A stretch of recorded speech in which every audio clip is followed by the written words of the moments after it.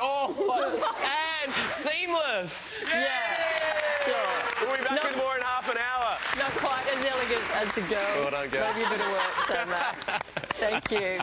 See you guys soon. Okay, tens of thousands of people have rallied at March for Justice events across the nation. Former Liberal staffer and alleged rape victim Brittany Higgins delivering a very powerful speech in Canberra.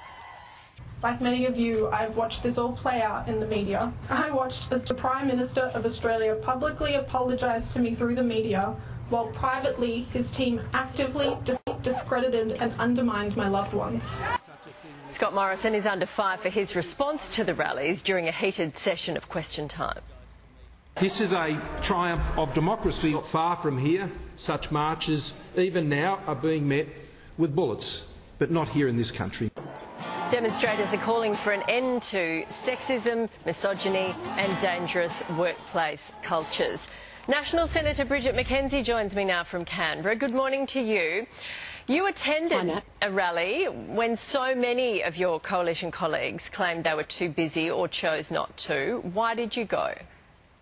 Well, thanks, Nat. Like you said in your opening comments, tens of thousands of Australians rallied right across the country for justice for women, and I, like a lot of my coalition colleagues, headed out onto the lawns of Parliament House yesterday to join them, because I don't think that sexual assault, sexual violence is okay in the workplace. I don't think it's okay in homes. I don't think it's okay in nightclubs, sporting clubs and the broader community. And I think yesterday allowed that acknowledgement and to highlight that issue, that whilst we have come a long way, we've still got a ways to go in ensuring that all women feel safe at work, and I think that's an important principle. I think here at Parliament House we need to be an exemplar as an employer, and I know the government's put a lot of things in place following the allegations that have been raised, which is great news, and yesterday actually allowed the opportunity for us to come together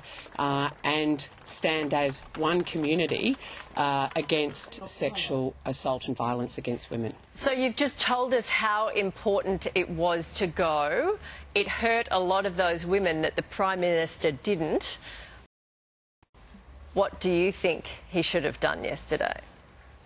Well, Nat, as you've probably already reported, the Prime Minister and the Minister for Women offered a meeting in Parliament House to the organisers. I understand that that still is on the table. I can really only speak for myself, and I chose to go out.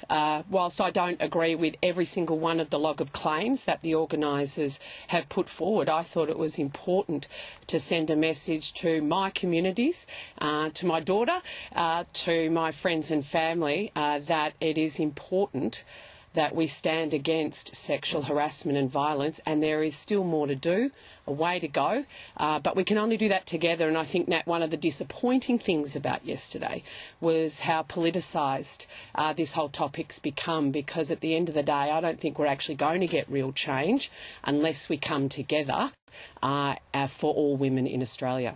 The Prime Minister's comments that we're lucky to have protests in this country without being shot. As a woman, how did you feel about that? Well, I exercised my democratic right yesterday that you can do in Australia, and I left Parliament House and headed out to listen to guest speakers, to stand with women and men right across the country against sexual assault and violence against women. That is a very sacred privilege that we have in this country. We should not take it lightly, and we should exercise it when we really care about something, which I did yesterday. Okay. Thank you, Bridget. Appreciate it. Anytime. Here's Koshi. Still to come, over-the-counter weight loss products. What works and what doesn't? How to get the results you want.